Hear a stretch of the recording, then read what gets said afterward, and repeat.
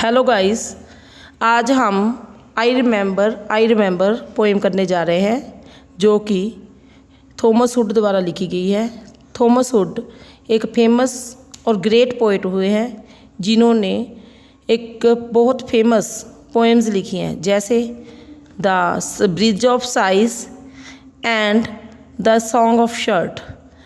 Thomas hood का birth 23 मई 1799 को हुआ था और उनकी डेथ 3 मई 1845 को हुई थी। वे इंग्लिश के एक प्रसिद्ध पोएट हुए हैं। आई रिमेंबर में उन्होंने एक चाइल्डहुड लाइफ और टूडेज प्रेजेंट लाइफ जो कि स्ट्रेसफुल है, टेंशनफुल है, उसका कंपैरिजन किया है, जहाँ हम कह सकते हैं कि वो अपने चाइल्डहुड को अच्छा मानकर उसको क्या कर रहे हैं, रिकॉल कर रहे हैं, याद कर रहे हैं। इसमें वो कह रहे हैं कि I remember the house where I was born, the little window where the sun came peeping in at morn।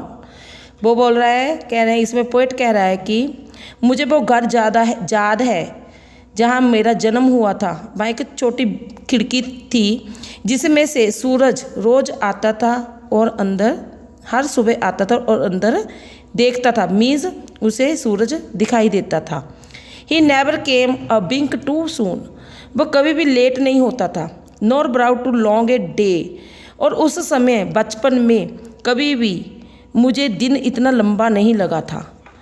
क्यों नहीं लंबा लगा था? क्योंकि वो टेंशन फ्री था। जब हम टेंशन में होते तो क्या है, दिन भी लंबे हो जाते हैं, बड़े लगते हैं।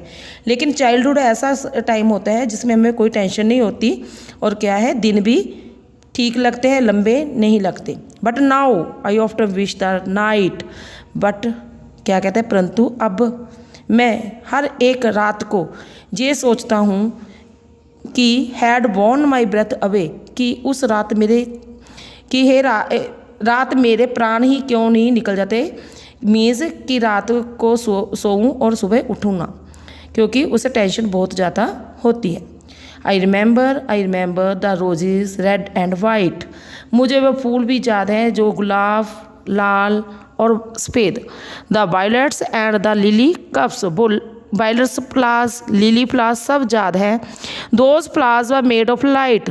वो क्या लाइट के बने हुए थे, जा क्या है, रोशनी फैलाते हैं, मीन्स क्या कहते हैं, वो खुशी देते हैं flowers. The lilacs where the robin built. वो लाइलैक्स बुशिस, झाड़ियाँ, वो एक लाइलैक्स क्या है, पेड़ का नाम है, जिसकी बुशिस पर रॉबिन ने अपना नेस्ट बनाया था, अपना घोंसला बनाया था। And where my brother set the laburnum on his birthday. क्या बेयर, वो बोलता है कि वो लेब्रम का पेड़ जिसको उसके भाई ब्रदर ने लगाया था अपने जन्मदिन पर, the tree is living jet. वो पेड़ अब भी जिंदा है, मीन्स बहुत बड़ा हो गया है। I remember where I was used to swing. कवि को याद है, पोएट को वो दिन भी याद करता है जब वो झूला झूलता था, स्विंग करता था। Thought the air must rush as fresh. जो हवा उसको महसूस होती थी वो काफ़ी फ्रेश थी।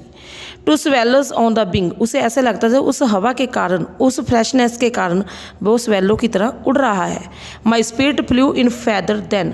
मेरी आत्मा भी, स्पिरिट भी क्या है, पंख लगाकर उड़ने लगी है। मीन्स वो इतना टेंशन फ्री था कि उसको हर तरफ खुशी महसूस होती थी।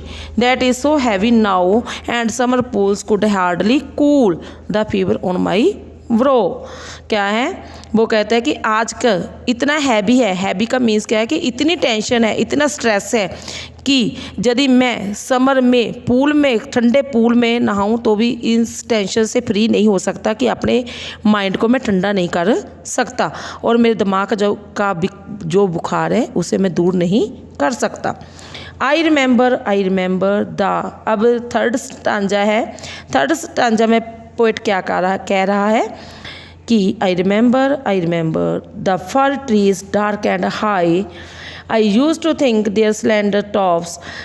उसको याद है कि वो फर ट्री था, वो डार्क था, लंबा था।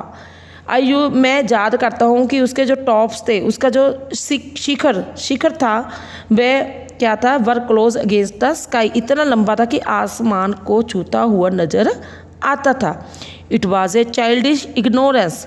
ये बहुत समा था चाइल्डिश के समय याद देखा था जब हमने इसको क्या किया, नज़रअंदाज किया था, इसकी और ध्यान नहीं दिया था। But now it's little Joy, लेकिन अब ये लिटिल मुझे थोड़ा आनंद देता है, उसको याद करके मुझे आनंद आ रहा है। To know I am further off from heaven than when I was a boy. अब क्या है, मैं उस स्वर्ग से दूर हूँ जो कि मुझे बचपन में महसूस होता था। इसमें कवि क्या कहना चाहता है, थीम क्या है पोएम की, कि बचपन एक स्वर्ग की तरह होता है जब हम इग्नोरेंस करते हैं, जब हम कई चीज़ों को, नेचर को नज़रअंदाज करते हैं। लेकिन आज जो हमारा आज है वो इतना टेंशन भरा है, इतना स्ट्रेसफुल है कि हमें छोटी छोटी बातें भी आनंद देती हैं। Thank you. यदि आप इस पोएम के क्वेश्चन आंसर देखना चाहते हैं तो इसके लिए आपको इस माय चैनल को सब्सक्राइब और बेल आइकन दबाना है। Thank you. मिलते हैं नेक्स्ट वीडियो में। ओके।